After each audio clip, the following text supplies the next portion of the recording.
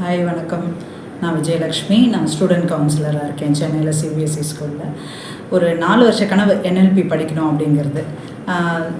நல்ல மென்டார் எங்கே அப்படின்னு ரொம்ப தேடுதலுக்கு பிறகு கிடைக்கப்பட்டவர் தான் திரு ரங்கநாதன் சார். ஏன்னா ஆன்லைனை விட ஆஃப்லைனில் படிக்கணுங்கிறது என்னுடைய ஒரு பெரிய எதிர்பார்ப்பாக இருந்தது. அந்த எதிர்பார்ப்பு இன்றைக்கி 4 நாள் ப்ரோக்ராமாக பூர்த்தி ஆகியிருக்கு.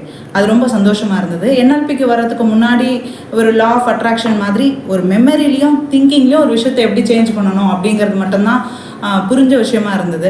ஆனாலும் எப்படி ஃப்ரீக்வன்சியை மாற்றுறது, எப்படி திங்கிங்கை மாற்றுறதுன்றதுல ஒரு குழப்பம் இருந்துகிட்டே இருந்தது.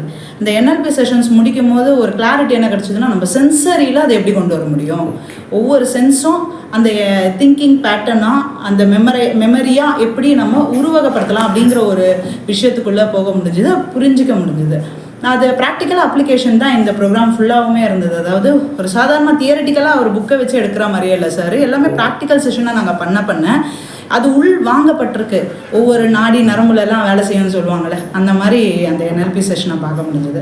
ஸோ என்எல்பிலேருந்து வெளியே வரும்போது நான் எடுத்துகிட்டு வெளியே வந்தது என்னென்னா, வெறும் மெமரி திங்கிங்கால் மட்டும் இருந்துடாமல் ஒரு விஷயத்த நம்ம நியூரோவில், அதாவது நம்மளோட சென்சரியில், சிம்பிளாக சொன்னால் நாடி நரம்பாக அதை யோசிக்கணும், அதை யோசித்து அதை நம்ம பிரயோகப்படுத்தணும் அப்படிங்கிற ஒரு விஷயம் புரியுது.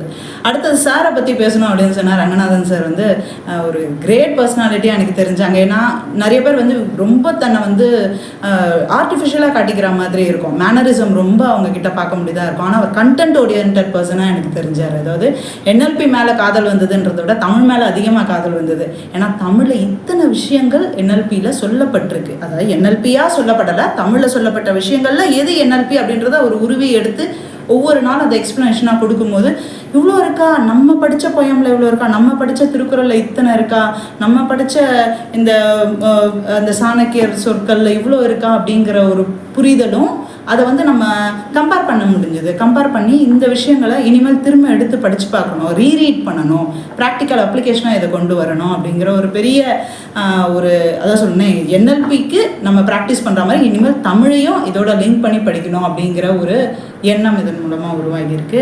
ஸோ இந்த 4 நாள் ஒர்க் ஷாப் முடியுதேன்ற கவலை தான் எங்களுக்கு அதிகமாக இருக்குது. எப்படியாவது நல்ல வச்சு கூப்பிட்டு இந்த செஷனை எங்களை எங்களோட மைண்டை ரீப்ரோக்ராம் சார் பண்ணால் நல்லா இருக்குமே, அப்பப்போ கொஸ்டின் கேட்டால் நல்லா இருக்குமே அப்படின்ற மாதிரிலாம் வருது. ஸோ அந்த திங்கிங்கோட ரொம்ப சந்தோஷத்தோட மகிழ்ச்சியோட ஒரு சாட்டிஸ்ஃபேக்ஷனோட இந்த ப்ரோக்ராமை நாங்கள் முடிக்கிறோம். Thank you so much sir for this wonderful opportunity. Thank you so much.